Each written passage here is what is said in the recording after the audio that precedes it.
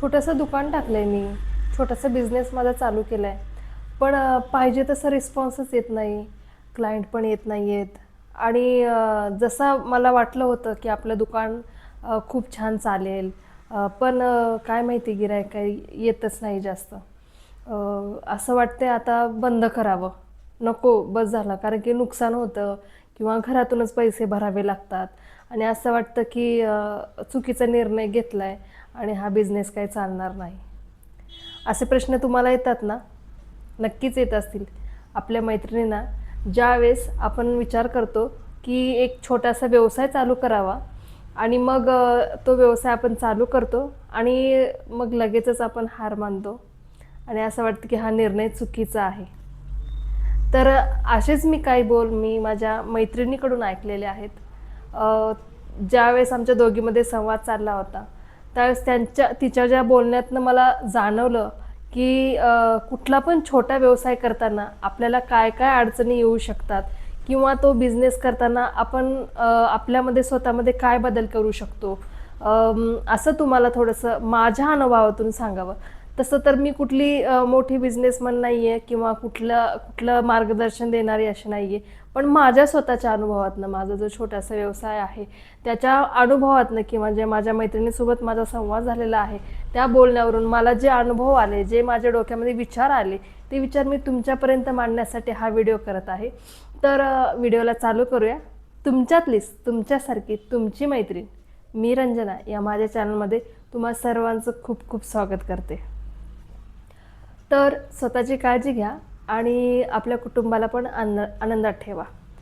तर जसं मी सुरुवातीला सांगितलेलं, की आज थोडंसं मी छोट्याशा व्यवसायाबद्दल बोलते आणि हे माझ्या डोक्यामध्ये कसं काय आलं किंवा मला काय वाटलं म्हणून मी हा व्हिडिओ तुमच्यापर्यंत आणलेला आहे.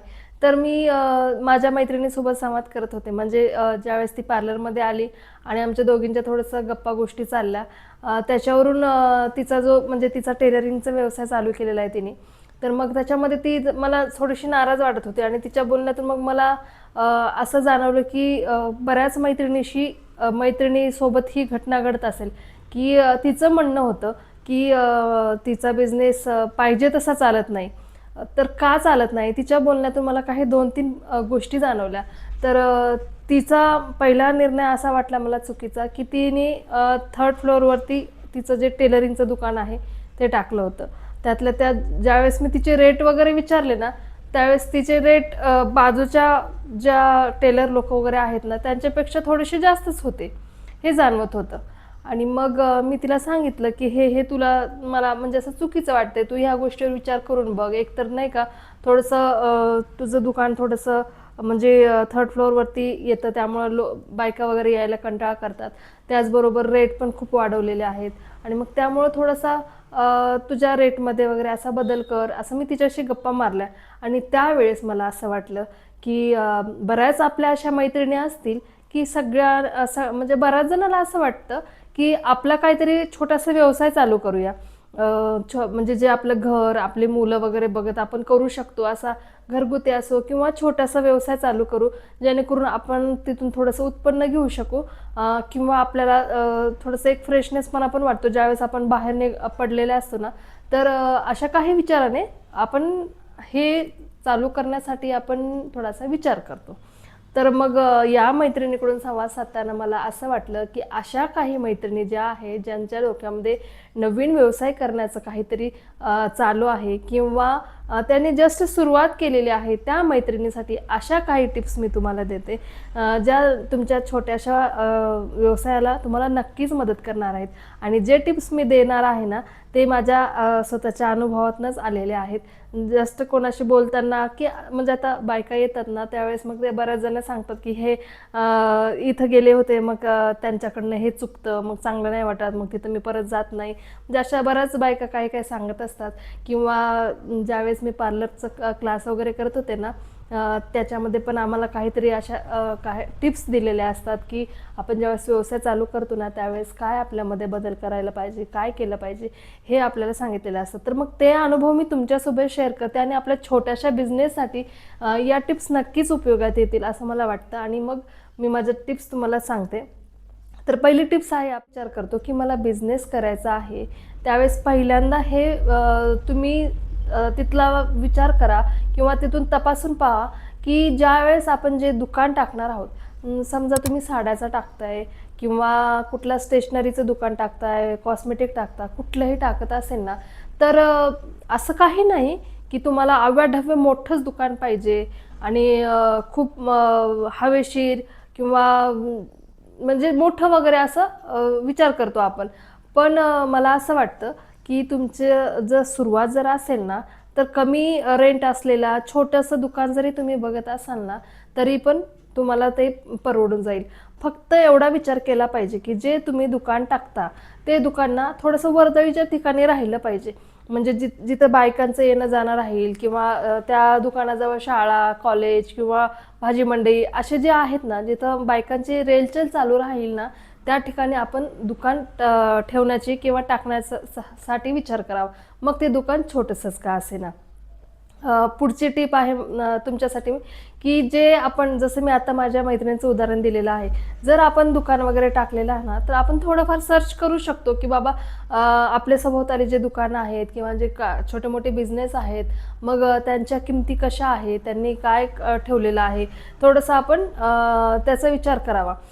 मग जसं मी सांगू का की म्हणजे त्या मैत्रिणीसोबत बोलताना तिने काय सांगितलं होतं, ज्यावेळेस मी तिला रेटचं सांगितलं ना, तर ती बोलली की नाही, माझं काम चांगलं आहे ना, तर मग पैसे देतीलच, म्हणजे मी काय वाईट करत नाही. तर हाच मुद्दा तुम्हाला सांगायचा आहे मला की ज्यावेळेस आपण आपलं दुकान टाकतो ना, त्यावेळेस सभोवताली बघा तुम्ही आणि थोडेसे रेट तुम्ही कमी ठेवा. माझं म्हणणं काय आहे, जर हे बघा आपलं काम चांगलं आहे, आपल्याला कॉन्फिडन्स आहे की माझं काम चांगलं आहे, पण ते चांगलं काम पुढच्याला दाखवण्यासाठी तुम्हाला थोडे दिवस का होईना तुमचे जे रेट वगैरे आहे, जे किमती आहेत, ते कमी ठेवलं पाहिजे ना. म्हणजे बघा आता जर एखादा क्लायंट तुमच्याकडे आला, तर असं व्हायला नको की तुमची रेट बघूनच तो बाजूला गेला आणि निघून गेला. मग त्यापेक्षा जर तुमची किमती थोड्याशा कमी असतील, तर त्यावेळेस तो रेट वगैरे बघून, कमी किमती बघून तुमच्याकडे येईल आणि मग ज्यावेळेस तुमचं थोडंसं रुटीनमध्ये बिझनेस येईल, तुमचं काम लोकांना आवडायला लागलं की तुम्ही काम चांगलं करता, हे लोकांना विश्वास बसायला लागला, मग त्यावेळेस तुम्ही तुमचे रेट वाढवू शकता ना. पण ज्यावेळेस सुरुवातीला नवीन नवीन बिझनेस टाकतो ना, तर तुम्ही तुमचे रेट वगैरे आहेत ना, ते थोडेसे कमीच ठेवावे. पुढची गोष्ट आहे जो आपला स्वभाव. आपल्याला ना ज्यावेळेस आपलं कुठलाही बिझनेस असतं ना, त्यावेळेस आपल्या स्वभावावरती आपल्याला लक्ष द्यावे लागते. जुने लोक वगैरे किंवा आपल्या आईवडिला तुम्हाला म्हणलेलं आठवत असेल की माणसाने कधी पण ना तोंडामध्ये गोड शब्द आणि डोक्यावरती बर्फ ठेवून वागलं पाहिजे. तर तोच प्रकार आपलं ज्यावेळेस आपण आपल्या दुकानामध्ये क्लायंट वगैरे येतं ना, त्यावेळेस आपली भाषा हे थोडंसं प्रेमळ वगैरे असायला पाहिजे. बऱ्याच वेळेस ना आता पार्लरमध्ये बायका येतात ना, तर आजूबाजूचे जे असतात, तर त्यांची तक्रार असते की त्या ब्युटिशियन जे आहेत ना, की त्यांचं व्यवहार चांगला राहते, एकदम म्हणजे अशा कडक बोलतात किंवा झिडकारून बोलल्यासारखे बोलतात. तर आपल्या बोलण्यावरती पण आपला बिझनेस खूप डिपेंड असतो.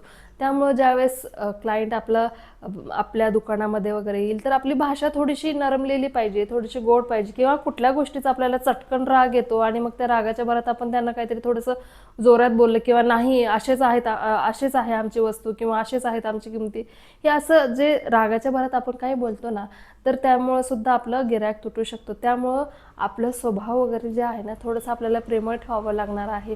थोडंसं आपली बोलीभाषा आहे जी आपल्याला गोड ठेवावं लागणार आहे, जेणेकरून जे क्लायंट आहे त्यांना आपल्याला तिथं कम्फर्टेबल वाटेल, व्यवस्थित वाटेल आणि मग त्यांना आपल्याकडे येण्यासाठी म्हणजे असं मागे पुढे बघणार नाहीत की बाबा त्यांचा स्वभाव असाच आहे, बाबा नको वाटतं जायला. म्हणजे बायकांचं किंवा जे आपल्याकडे येतात बिझनेस वगैरे काय घेण्यासाठी वगैरे येतात ना, त्यांचा विचार कसा असतो, आपण तर पैसे देतो ना, मग तिथे जाऊन काय ऐकायचं त्यांचं बोलणं, ते अशाच बोलतात तशाच बोलतात. तर तुम्ही नेहमी लक्षात ठेवा, कुठलाही बिझनेस असो, बिझनेस करताना कुठलाही छोटासा का व्यवसाय असे ना, तो व्यवसाय करताना मात्र आपल्या स्वभावावरती आपल्याला थोडंसं लक्ष द्यावेच लागणार आहे, आपल्या बोलण्यावर आपल्याला लक्ष द्यावंच लागणार आहे. आणि तिथं जर स्वभाव तुमचा रागीट तापट असेल, तर थोडासा तुम्हाला चेंज करावंच लागणार आहे. पुढची टीप आहे, तर नेहमी आपल्याला जे आपल्या दुकानामध्ये येतील ना, त्यांचा आपल्याला आदर करायचा आहे.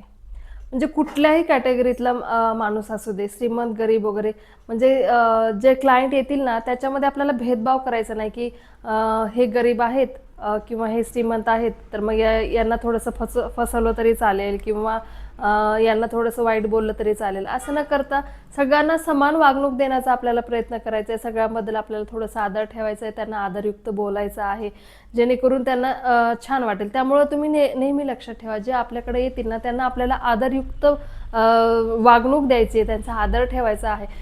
म्हणतात ना, जसं आपण वागणूक देतो ना तेच आपल्याला परत मिळत असतं. जर आपण त्यांना आदराने वागणूक देऊ ना तर ते पण आपल्याकडे आदरयुक्त नजरेने बघतील आणि आपल्याकडे नक्कीच वस्तू घेण्यासाठी किंवा जो आपला बिझनेस आहे त्याच्यासाठी ते नक्कीच येणार आहेत. त्यामुळं नेहमी पुढच्यांचा आदर ठेवायला आणि पुढची टीप आहे, जी टीप आहे ती खरंच खूप महत्त्वाची आहे.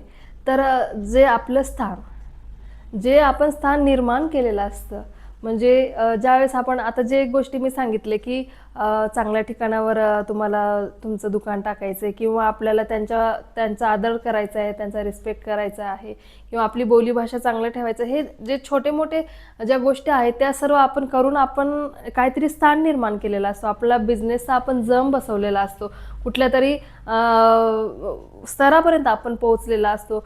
तर जे कुठले पण आपण जे आपलं बिझनेस वरपर्यंत नेलेला असतो ना, जे स्थान निर्माण केलेलं असतं आपण, ते स्थान आपल्याला टिकवून ठेवायचं आहे. म्हणजे असं व्हायला नको की नवीन नवीन शॉप आहे, नवीन नवीन माझा बिझनेस आहे, मग स्टार्टिंगला मी सगळ्यांसोबत व्यवस्थित राहते किंवा व्यवस्थित छान त्यांच्यासोबत वागणूक ठेवते आणि जसं मग तुमचा जम बसला त्यावेळेस मात्र मग थोडंसं दुर्लक्ष करणे किंवा आपल्या वागणुकीमध्ये फरक पडत राहणे.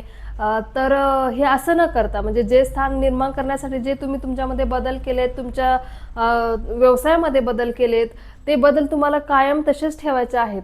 जर तुम्ही त्याच्या विरुद्ध वागलात ना की बाबा माझी भाषा कडवट झालेली आहे, माझ्या किमती आवाढव्य वाढलेल्या आहेत, मी कोणाचा आता व्यवस्थित आदर करत नाही, जर असं केलात ना तर लगेच आपल्या बिझनेसवरती फरक पडणार आहे. तर मला एवढं सांगायचं की जे स्थान तुम्ही निर्माण केलात, हे सगळं तुमच्या वागणुकीमध्ये वगैरे बदल करून जे स्थान निर्माण केलात ना ते तुम्हाला टिकवता आलं पाहिजे.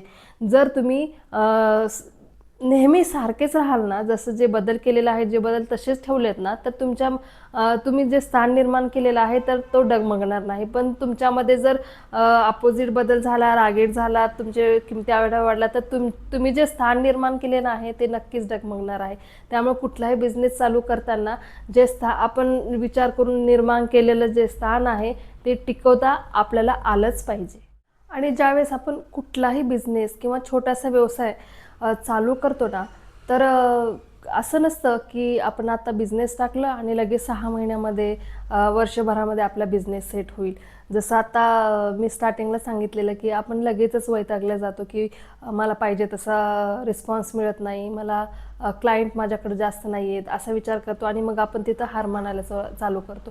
पण लक्षात घ्या, कुठलाही छोटा जरी व्यवसाय असेल ना, तर तो व्यवसाय बसण्यासाठी जो जिथं आपण दुकान वगैरे टाकलेलं आहे, जे आपलं बिझनेस चालू केलेला आहे, त्याचा जम बसण्यासाठी कमीत कमी 2 ते 3 वर्ष हे नक्कीच लागतात. तोपर्यंत आपल्याला संयम हे राखता आलंच पाहिजे. ज्यावेळेस तुम्ही 2-3 वर्ष संयम राखसाल ना, त्यावेळेसच तुम्हाला पुढं चालून तुमचा बिझनेस किंवा तुमचा व्यवसाय जो आहे तो वाढताना दिसेल किंवा त्याच्यामध्ये फरक पडताना दिसेल. पण काय होतं, बऱ्याच वेळेस आपल्या बायकांना असं वाटतं की आपण बिझनेस चालू केला आणि लगेच सुरुवात छान चाललं पाहिजे. पण लक्षात ठेवा, नेहमी तुम्ही ही गोष्ट लक्षात ठेवा की बिझनेस हे चालण्यासाठी किमान 2-3 वर्ष नक्कीच लागतात. तुम्हाला पर्याय नाही म्हणजे तुम्ही बिझनेस वाढवण्यासाठी तुम्ही वेगवेगळ्या आयडियाज किंवा काहीतरी चेंजेस वगैरे करत राहा, पण हे नेहमी लक्षात ठेवा की संयम हा तुम्हाला ठेवलाच पाहिजे.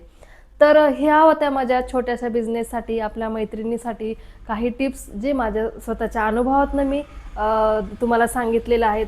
तर या ज्या छोट्या छोट्या टिप्स आहेत तुम्हाला खरंच उपयुक्त वाटल्या का, काही तुम्हाला मदतीस वाटल्या तर माझ्या ज्या व्हिडिओला आहे नक्कीच लाईक करा आणि जर कुणी नक्की माझ्या चॅनलवरती नवीन पहिल्यांदा आला असेल ना, तर माझ्या चॅनलला नक्की सबस्क्राईब करा आणि माझे जे व्हिडिओ आहेत तुम्हाला कसे वाटतात, काय वाटतात हे माझ्या कमेंट बॉक्समध्ये नक्की सांगा. त्याचबरोबर माझ्या चॅनलला लाईक, शेअर, सबस्क्राईब करायला विसरू नका. धन्यवाद.